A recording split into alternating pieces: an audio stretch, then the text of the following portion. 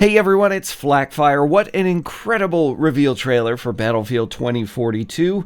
So many things that were just completely unexpected. And the best part about it was that it really felt like Battlefield on steroids. It looks amazing, which is one of the reasons that we're going to be taking an even closer look. Make sure to tell me what you think about the trailer in the comments. For this video, we're going to be breaking things down frame by frame to talk about everything going on and give you the inside scoop as to what DICE has up their sleeve when Battlefield 2042 launches later this year. So buckle up, here we go, gonna be a long one. First up, we're looking at Icy Tundra. This is from a map called Breakaway, which is located in Queen Maud Land, Antarctica. If I did the math right, it's the largest map in franchise history outside of Halvoy from Battlefield 5's Battle Royale game mode. We can see a vehicle inspired by the tilt-rotor Osprey limping along, which deploys countermeasures in a futile effort to stave off some kind of smart missile. Visible on the peak here is what appears to be a radar installation. On the helipad, you can see a few soldiers armed with AK-style weapons. We'll get to those in a bit, but the main soldier here is equipped with an evolution of the M4 carbine, which the game calls the M5A3. Now, we have to take into account this game takes place some 2 decades into the future, so throughout this video you're going to see a lot of fictionalization of real weapon and vehicle platforms. The soldier also appears to have some grenades or mines hanging off the strap near the parachute.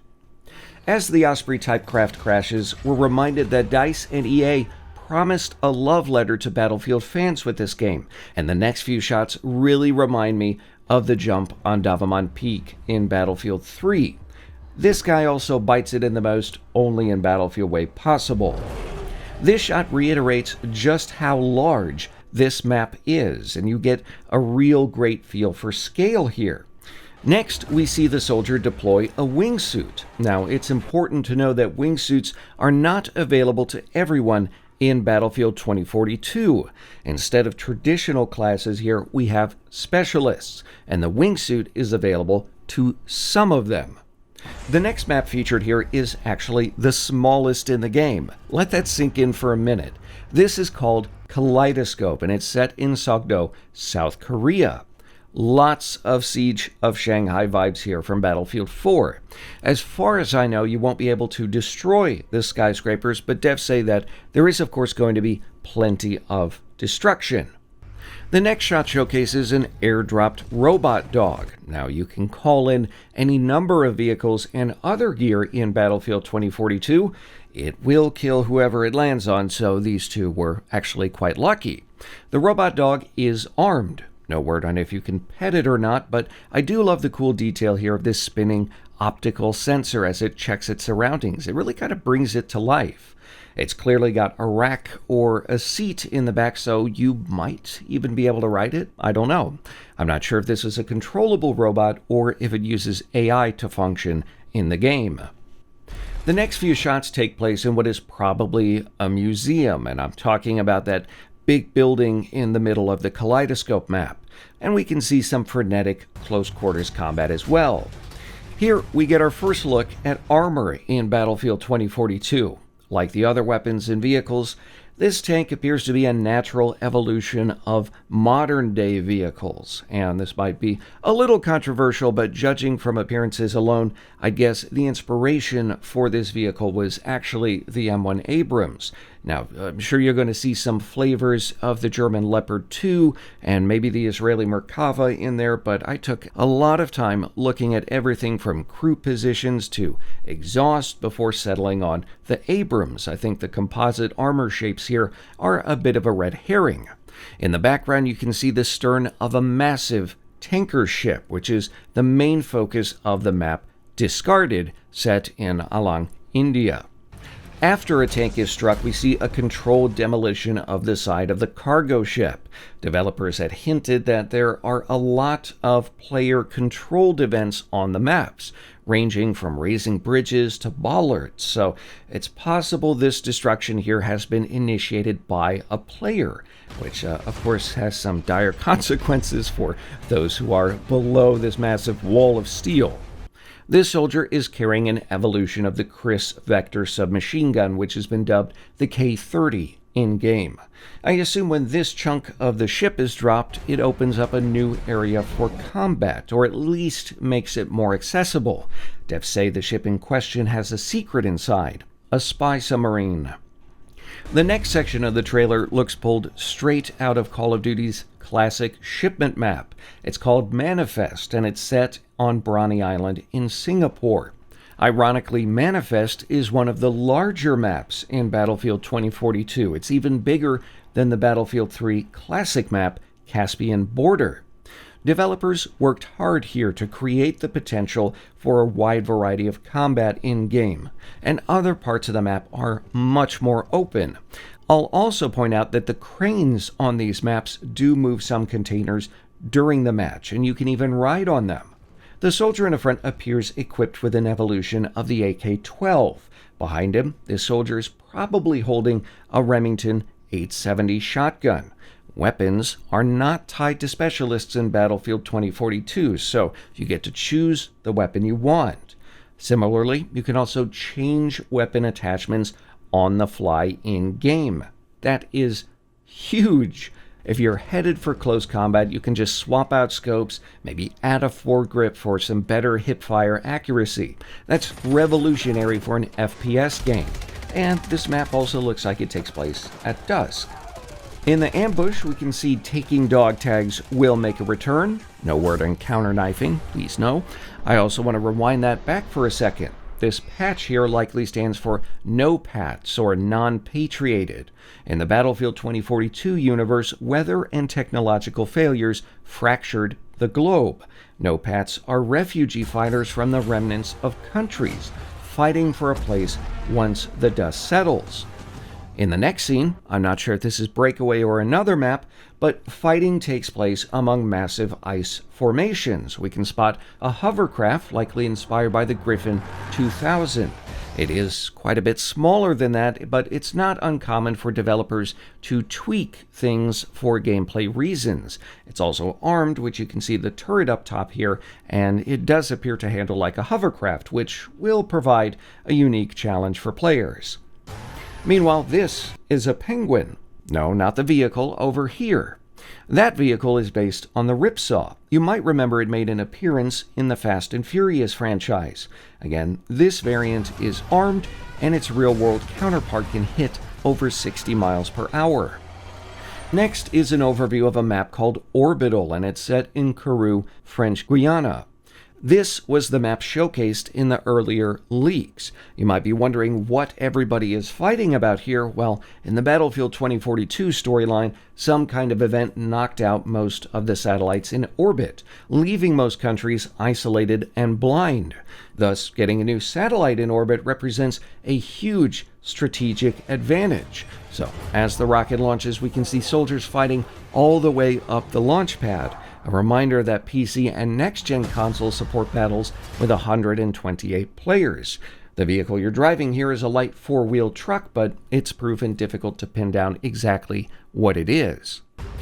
I don't think these guys here are going to make it. This looks like it could be inspired by a Russian Mi-26 helicopter. As the rocket takes off, you might be familiar with the leaked footage in which it crashes. Now, devs say that doesn't actually happen every time, so it could be a player-determined event. We're now looking at a map called Hourglass. This is set in Doha, Qatar, where desert sands are storming, shifting, and slowly taking over this neon landscape. According to devs, this map is about 3 times the size of Battlefield 5's Hamada. It's the backdrop for a duel between what looks like a variant of the AH-6 Little Bird and 2 Ka-52 inspired attack helicopters. After the Little Bird bamboozles its pursuers, it ascends to the roof and it lights up enemies with its twin miniguns. In the chaos, this soldier hops on a Polaris ATV. You can actually see the logo and name here, which is interesting because most of the time when video games do this sort of thing, they avoid partnering directly with manufacturers. So maybe there's some kind of special edition Battlefield four-wheeler coming out. In true Battlefield fashion, the soldier bails at the last second, knocking the little bird out of the sky with the ATV. Back over South Korea, we get our first look at jet combat with a familiar sight in the F-35. It's being challenged by an Su-57. As the F-35 pops the brakes, we can see a squadron designation VMFAT-501. Now, this is a real unit, but it's the United States Marine Corps training squadron based out of South Carolina. This designation might be coincidental, or it might indicate how desperate both sides are if they're sending rookies into battle. What happens next is either shocking or expected, depending on your familiarity with the Battlefield franchise. The soldier actually ejects out of the stalled jet and fires a Carl Gustaf recoilless rifle at the pursuer. For longtime fans, it's a sign DICE is listening and putting the fun back in Battlefield. After the kill, the pilot manages to climb back into the aircraft. The move is called a Rendezvous, by the way, and it's a classic. Back boots on the ground on Kaleidoscope, this soldier is armed with a UMP-9 inspired weapon while an Apache flies overhead. The fictional model in-game is called the AH-64GX, which implies it's a next-gen model. This soldier is equipped with a radio. It's quite possible this is the squad leader, as they also carried radios in Battlefield 5 that served as a quick means of identification. Next is a cool moment where lightning actually strikes next to a vehicle. It's not clear if getting hit by lightning will kill you in-game or not, but by the looks of it, it's the least of your worries. We can also see a soldier is wielding a weapon called the 4V9.